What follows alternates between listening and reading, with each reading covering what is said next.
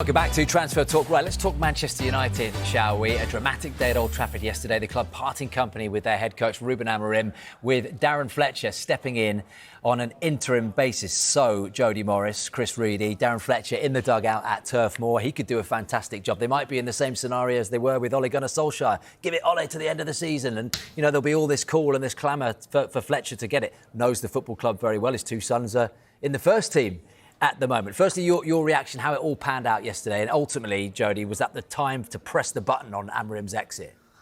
I think the moment you start making comments like Ruben Amorim did about what's going on upstairs and people doing their jobs, I think that it was going to go one way, and it's probably better to do it quicker than wait. We've seen that in Maresca 2 weeks after him saying a few things. I think you just end up walking a tightrope then when you start sort of having public battles with the hierarchy, what's going on upstairs. And let's get it right, he's underperformed massively, I feel, as a Man United manager. I mean, how stubborn he's been regarding formations and players, and just not looking very adaptable at all. And he comes across great in press conferences and done a very good job in Portugal, but hasn't been good enough as a Man United manager at all. Yeah, right. Let's go to Manchester, shall we, and speak to our reporter, Daniel Kahn, who's standing by for us. Dan, good afternoon to you, mate. What's the latest then on these potential replacements for Ruben Amorim at Old Trafford? Yeah, good afternoon. I mean, we're hearing names, of course, all spouted around since, because this is such a big job. This is one of the biggest jobs in world football, isn't it? Being the head coach at Manchester United. The latest I'm hearing that I can bring you is the former Manchester United manager Ole Gunnar Solskjaer, of course, a legend at the club as a player. You know, he started off as an interim coach, then became the permanent manager as well. He is interested in a potential return to the club as they begin their replacement, their search for Ruben Amorim's replacement. Now, Solskjaer is understood to be interested in returning to the club in an interim period, whether that's short term or even until the end of the season. However, what I must stress is we're uncertain at this stage whether Manchester United as a club would even entertain his return. Now, Ole Gunnar Solskjaer took charge on an interim basis in December, replacing Jose Mourinho in 2019. He then went on after some incredible results, really, notably that famous Champions League night at the Parc des Princes, where his United side fought back to overturn a first leg deficit, and that essentially earned him to the role on a permanent basis. Now, we did report yesterday evening that United are considering an interim appointment until the end of the season. The situation, as we still understand it, is that it is fluid. United are still deciding what their permanent solution looks like. But what we do know is, of course, former Manchester United midfielder Darren Fletcher is in charge. He is the one who's been taking training over the last few days. He'll take his pre-match duties later on when he speaks to the media for the first time, expecting to hear from him around 5:30 before he takes the team away to Turf Moor tomorrow night when they face Burnley. Dan, thank you very much. So, Ole Gunnar Solskjaer, a name that is out there, Jody Morris. Would that be taking Manchester United in the right direction to go back to Ole? I think that if you are going to appoint an interim, why wouldn't you do someone with like knowledge of managing the club, knowing what it's like to be a Man United player or coach? I think when you've got people like Ole, Michael Carrick who's not working at the moment, Darren Fletcher that's already at the club, if you are going to do interim, do it with people that know the values of the football club and the standards and what's expected, because they've come so far away from that of late, especially under Amorim. I would certainly look at that if it was to be interim. How much do you think, Chris, that the transfer policy, the transfer strategy will be affected during the next couple of weeks with no head coach, with no manager, whatever you want to call the guy at the top? There's Jason Wilcox in there. You've got Omar Barada, the guy that you mentioned about 10 minutes or so ago. And, of course, Christopher Vivell, who's the head of recruitment. There's a lot of chefs in a big kitchen. Absolutely, but I think what Man United have proved this week is that they're sticking to their plan. Ruben Amorim obviously was going slightly away from the plan. I think from these transfer targets that he wanted, it sounds like maybe he wanted more experienced players in, maybe he wanted to accelerate transfers such as Carlos Baliba. But we kind of know from inside Old Trafford that they're kind of waiting and taking their time on these longer term targets. You know, they could have gone for their midfielder in the summer. They went and strengthened the attack with Cunha, with Šeško, with Mbuemo. It sounds like they're kind of ready to wait, ready to hold until the summer to kind of strengthen the midfield area. I know a lot of fans would probably wish they would do that now, but yeah, I don't see it kind of affecting any of the transfer plans. And getting someone in like Ole, who knows the club, who knows the structure, could be a good thing for them, because he's not going to ruffle any feathers, I guess, in that respect. A penny for Darren Ferguson's thoughts as well, because he is going to be interim at least for Turf Moor. I know he hasn't got the experience of Ole Gunnar Solskjaer as an outright manager, but he'll be thinking, hold on, well, Ole's had a chance, Michael Carrick's had a chance, Ruud van Nistelrooy's had a chance, this should be my time. Yeah, and rightly so. And listen, Darren Fletcher was a top player for Man United, and he's been involved at the club for so long now. And like you rightly said, he's got a couple of decent sons ready to come into the team as right now. But listen, little moments in changes of coaches or managers can give a little lease of life to not only the players, that might tweak a few things as far as formation. I think that'll be one of the ones that you look at straight away, but you might get an opportunity to see Kobbie Mainoo on the pitch again. When we're talking about strengthening midfield, you wouldn't have been asking for that when you was watching Kobbie Mainoo playing in finals and be the best player on the pitch. Do you think this could be a clean slate for him? There's a lot of United fans calling for that, including his brother, Free Kobbie. Yeah, I mean, that was a silly move, but when you see the likes of Nicky Butt and Paul Scholes talking about it as well, I mean, why wouldn't you look at changing a few things? Because certainly the people that have been playing of late, it's not been working. Right, after the break, much more coming your way on Transfer Talk, including Pep Guardiola live. He will be talking about their defensive injury crisis. Will he be talking about Mark Gahey? Find out after the break. So Howe has ruled himself out, but who could be in the running after Darren Fletcher's interim period at Old Trafford? Well, our reporter, Daniel Kahn, is there for us. Afternoon to you, Daniel. What is the very latest then on the vacant head coach position?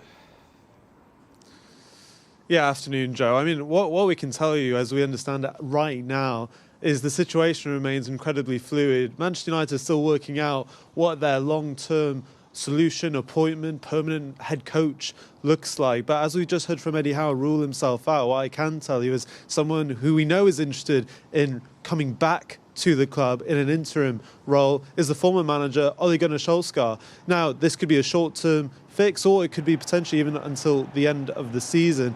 The former manager, former player as well, came back in 2019 to take over after Jose Mourinho was sacked by the club. He then went on to have some famous nights, the comeback against PSG in the Champions League, for example, before getting the job on a permanent basis. In his one full season at the club, he led them to second in the table, but then was sacked in his third year a few months into the season. Now, it's very interesting because we don't know at this point whether Manchester United themselves are really entertaining Solskjaer in terms of a potential option to be an interim option at this point. We just know that at the moment they're still working out what those next steps are, and we also know that they are considering an interim appointment until the end of the season before looking at a potential permanent solution. So it's all very fluid, as I mentioned, Joe, but of course it will be, because this is one of the biggest jobs in football, and Solskjaer, who knows, could he be at the wheel again at Manchester United? We will wait and find out. What about Fletcher then, Daniel? Because he faces the media today, takes charge against Burnley tomorrow. Are these next 2 days a bit of a job interview for him, potentially? Yeah, absolutely. And it's really due respect. We're talking about someone like Solskjaer. Darren Fletcher deserves a lot of respect as well in terms of his coaching abilities. It's not just the fact he's been coaching the under-18s for 6 months. I mean, he's been a big part of this club since returning in 2020, not just being part of Ole Gunnar Solskjaer's backroom staff. He then went into the boardroom as the technical director as well, and now he's been coaching over the last 6 months as well. And what we can tell you as well, he's starting to put together a bit of a staff that have taken training over the last 2 days. We understand one of those people is Travis Binion, the under-21s coach, who he's worked very closely with over the last few months.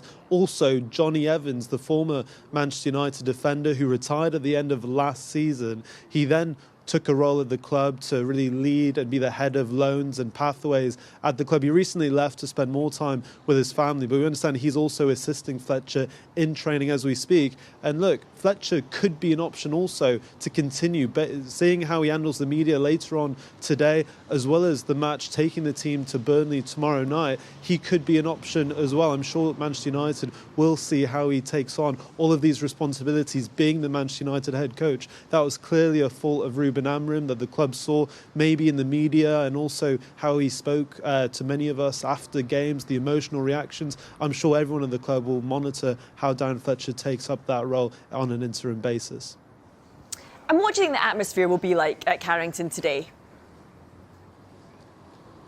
Very interesting. First of all, 5 p.m, 5:30 news conference this evening. That, first of all, was quite interesting. But look, we saw some people arrive this morning at Carrington, the likes of the Director of Football, Jason Wilcox. We also saw Harry Maguire, who has been out over the last few weeks as well, and a few other players arrive.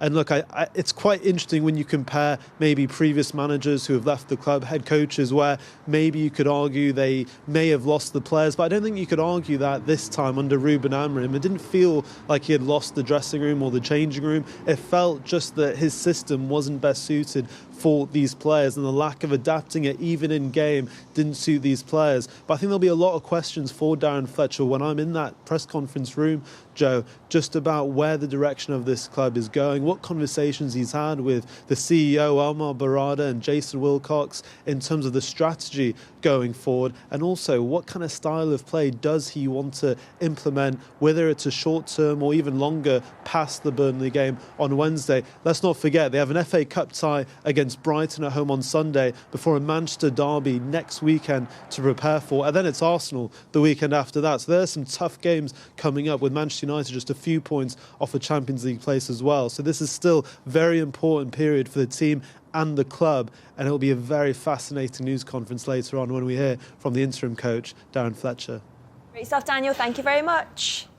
A real blueprint for Manchester United, and he believes the next permanent manager needs a certain style of play. Manchester United have got to appoint a manager that fits the DNA of their football club. Ajax will never change for anybody. Barcelona will never change for anybody. I don't believe Manchester United should change for anybody. They should play the way in which they play. And these managers that have come in are fantastic managers. Louis van Gaal, Jose Mourinho, Eric Ten Hag, Ruben Amorim, they're brilliant coaches. You can't say they're not good coaches, Ole Gunnar Solskjaer, but they've all come in with different ideas, different styles of play, different philosophies, and none of them really fit the Manchester United way. So for me, the club have to find a manager now who's got experience, who's willing to play fast, entertaining, attacking, aggressive football. Simple as that. Manchester United do need to return to a back four with wide players who can go and basically attack with width. You know, it's been a real struggle for the last 10 or 12 years for all these good managers and coaches that have come to Old Trafford to try and get the results that the club demand. And we can't keep getting it wrong. We've got to get it right at some point. Right, we're going to get back to Manchester United in just a moment. We've got some managerial breaking news, but it comes from the Championship, and it's bad news for Ryan Mason, because West Brom have just announced in the last few seconds that they have sacked their head coach, Ryan Mason. It was his first full-time managerial role at a club, and they're currently at the moment in the table. They are 18th in the table. It was only last Friday that with our guests, where some of the viewers were asking Charlie Austin, a former West Brom striker, if they were going to get into the playoffs this season. Well, they've slipped down to 18th in the table after that defeat against Leicester last night. So Ryan Mason has been sacked by West Brom. Right, OK, it's all about managers at the moment, isn't it? Speaking to, listen to Gary Neville there, let's have a look at his checklist. Neville thinks that United need an experienced coach and a proven winner. They need fast, attacking, aggressive football. He thinks a return to a back four with wide attacking players is a must. Right, OK. First of all, Jay, do you agree with those things there that Gary's saying? And who fits the bill? I mean, yes, I do. I mean, and Gary Neville obviously knows the club. He's in and around the club. He knows what's expected with the standards of Man United Football Club.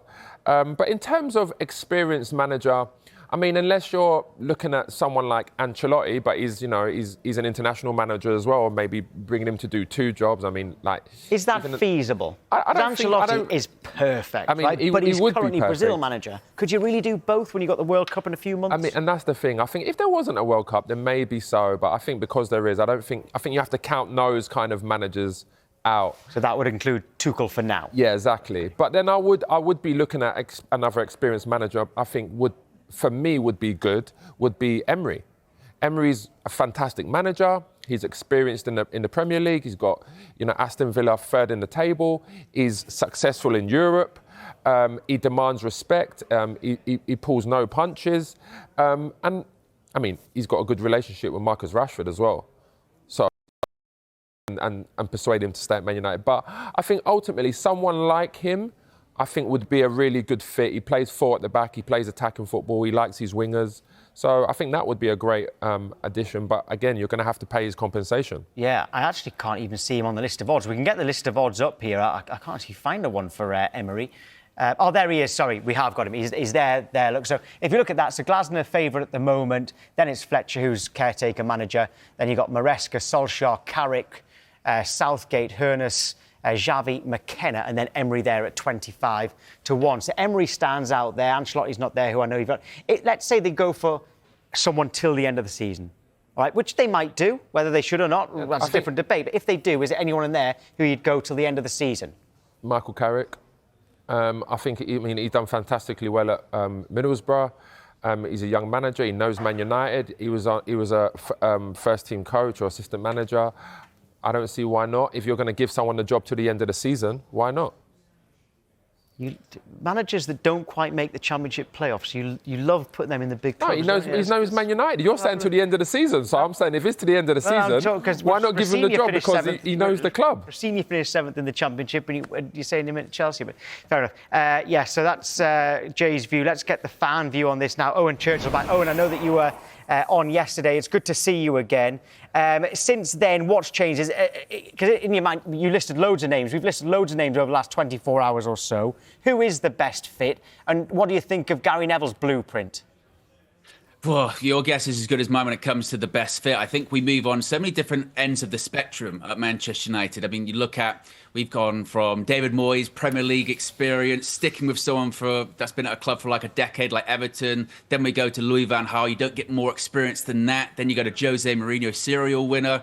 Then you go to Ole Gunnar Solskjaer because he knows the club and knows the principles, the ethos, like Gary Neville was mentioning, how to play the Manchester United way. Then you go to Erik ten Hag, the Ajax way, total football. And then you go to Ruben Amorim, who's his up-and-coming coach that's done well in Portugal. So it's not as if I don't think Man United haven't tried all of these different options and different philosophies. My worry is more about whoever it may be. I know Jay's talking about people like Ancelotti there or those big names, is that can Manchester United, even with the setup that's now in place under Ineos, attract that kind of coach? Because if you're a top coach that's won things in football and has the experience that Gary Neville's talking about, you need some level of autonomy and some level of authority. And if Ruben Amorim's to be believed, he wasn't getting that at Manchester United. He's got people above him who are telling him to change tactics and go this way and go that way. So the answer to the best fit is I don't know. And I don't know, more importantly, if Ineos know as well. And that's the real concern. The people that should know, I don't know if they know either. So, Owen, would you say that Emery would stand out to you then? Because apart from them managers like you just spoke about, the Ancelottis who have an international job at the moment, would you say Emery would fit the bill then? Because it's 4 at the back, he plays with wingers, plays attacking football, he's doing really well at Aston Villa with limited funds. And then obviously he's got a great record in Europe at the clubs he's been at before. Would you like to see someone like that at Man United? I mean, look, Unai Emery is a fantastic coach and he's got very good experience. I think it is worth pointing out that his best successes have come with, shall we say, smaller teams. When he's taken that step up to go to your PSGs or your Arsenals, hasn't necessarily worked out for him. Not to say that it wouldn't at United. But going back to the previous point, you then look at Unai Emery and go, well, why would he want to come from the situation he's currently in? He's at Aston Villa, to your point, he's doing well, he's got authority, no one really messes around with him, he's got the final say on things, and then he could be going to a really unstable Manchester United where people are coming in and they're questioning their titles and they're questioning about, who should be picking the team and who should be players coming back from injury and transfers and everything like that. And I just think a top coach at the moment might just go, I'll give that a while and let someone else do it to kind of self-preservation, protect themselves, because it's a bit of a graveyard. How much are you against an interim manager now? Do you want a permanent manager now? What's best?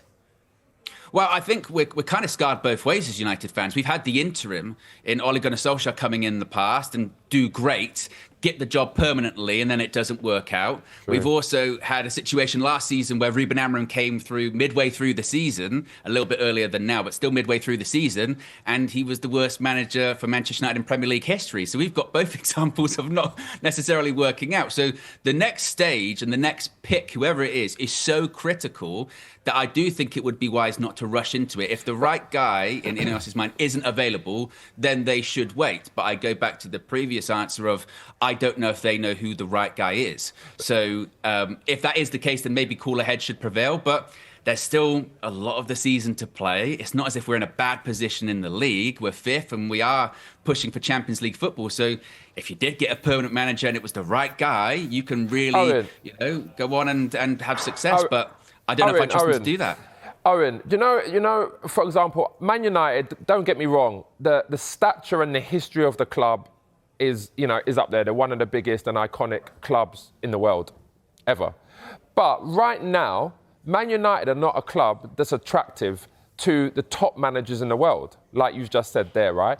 So, like, for me, that's why I'm looking at managers like Emery, that is a very good manager and could be great one day, to go in there. Managers like Eddie Howe, I think there would be great additions. Yes, you're going to have to pay the compensations for them, and it might be really expensive, but ultimately, you want to have someone like that in there that's got the Premier League experience, they've done really well with the clubs that they're at, and they've got good experience in Europe as well. I think they would be the kind of managers that Man United should be looking at. I don't disagree with you there. I think that Unai Emery, someone of his calibre, would be great at Manchester United. I just think that, in the past, the Manchester United manager should be one of the best managers in the world. The names you mentioned earlier on, like a Carlo Ancelotti, done everything, right? The closest person you probably get to, like Sir Alex, that's still active right now. But Sir Alex wasn't when he first came. But he still had great success at Aberdeen. He wasn't one of the best in the world at the time, but he grew with the club. And that's why I'm saying Eddie Howe and like Emery, they could go and do that. Yeah, I mean, look, they could. But Sir Alex Ferguson, once we bring that into the question again, his record at Aberdeen was pretty spectacular. If someone was doing a similar kind of thing, then I'd be saying to go after him. But at the same time, this is also a Manchester United right now where there is so much uncertainty behind the scenes about what you're getting yourself in for. When Sir Alex goes in there in the 80s, he knows he's the Manchester United manager and he knows he's got authority. Whoever comes in next, they don't even know what they're necessarily controlling. You've got the last head coach, Ruben Amorim, saying, I should be more than I should be the manager, not just the coach. But it looks like Ineos are looking for a coach that they can tell what to do, which is probably why we're linked to, your Kieran McKenna's or other names that are less experienced. They want to be able to mould and, manipulate. Owen, we're going to have to cut in there. Ya saltan 1K y el Barrio. Es determinante cuánto daño puede hacer el conjunto de 1K, sobre todo con Granero en esas primeras de cambio en la salida de escalera. Así que esa parte del partido va a ser absolutamente clave para el equipo de Iker Casillas. Por cierto, felicitar porque ha venido una buena afición de 1K. Tiene la pelota, Gerard Noya encara, sigue Noya, dispara, Arnalot. 80 paradas. paradas ya para Arnalot. Gil Vidal ataca desde la derecha el número 9. Gil Vidal con el centro, buena pelota, Arché, con la rodilla le pegó. Pues es el que desatasca un poco el partido, ¿no? Con centros, ojo ahí, se golpea, el remate, ¡gol! ¡Mar Valiente! ¡Gol!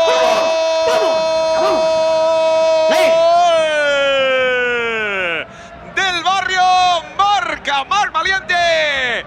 Esa banda izquierda que es terreno de los cañonazos de Granero, a la que tengo un mínimo de espacio, le pega Granero. Bueno, pues es decirlo. Y ahí lo tenemos. El tema es que el remate le ha salido centrado. Abraham, buena pelota, banda derecha. Vamos a ver qué hace ahí Fran Rodríguez. Se mete en el área, sigue Fran. ¡Qué bien, Fran! Se va de dos, el remate fuera. ¡Chicos! A ver si acierta. ¡Claro que sí! Busca el Barrio el segundo gol. Arché para Gil. Gil que le puede pegar a este Gil. Buen recorte. ¡Gil! ¡Al palo! ¡Levanta Arché! ¡Dios! ¡No! Madre mía, qué parada. Y a centímetros del remate, ¿eh? No, la reacción ha sido impresionante. ¡El disparo! ¡Madre de Dios! ¡Otro que vuela! ¡Otro más! Ahí está la pelota para John de la Cruz, la quiere levantar, vuelve a pegar la pelota en el cuerpo de un jugador del Barrio, el remate con la puntera y acaba deteniendo a Gerard Vacas. Será córner favorable a 1K. Bueno, a ver. Gol doble. Gol doble. A ver, saque de banda. Balón puesto en movimiento, intentaba rematar más valiente, el remate, ¡gol! ¡Baufer! ¡Gol!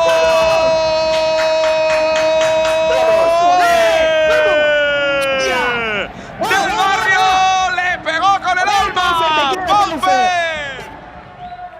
Y es penalti ¡madre normal. mía lo de los penaltis! Penalti normal. Y el que quiere hacer el 0-3 es el número 4 de Pega Valiente. ¡Vaya cañón! ¡Gol! Ahí están Arnalot y Vacas como candidatos, como guardametas, y también Mar Valiente y Pau Ferojo la recuperación. Tiene la pelota al Barrio que puede sentenciar el remate. ¡Gol! Knockout.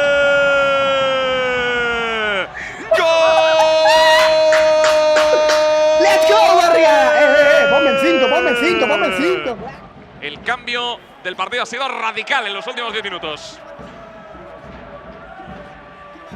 El balón que lo tiene. ¡Ojo! ¡Ay, ay, ay, ay, ay, ay, ay! Jaimitada. Marca de nuevo el Barrio, gol de Fran Fuentes. El equipo de Juan Arroita, que no ganaba un encuentro con esta tranquilidad, entre comillas, al final, con un margen tan amplio, con 2 goles dobles que han hecho pasar el partido del 0-3 al 0-7. Paufer, ha costado, pero por fin ha llegado esa victoria tan deseada con goleada. Ha costado mucho, pero bueno, le damos emoción hasta el momento final, recta final, y ahora, pase lo que pase con Pío, nos lo jugaremos contra ellos. Eso te iba a decir, pase lo que pase con Pío, la semana que viene, o ellos, o tú, o tu ex equipo, o tú. Bueno, o el Barrio o ellos, pero sí. La vida, yo qué sé, no sé, son cosas muy raras que suceden, pero ahí estaremos. Ahora estoy en el Barrio, así que espero que gane el Barrio. Enhorabuena y a disfrutarlo. Gracias.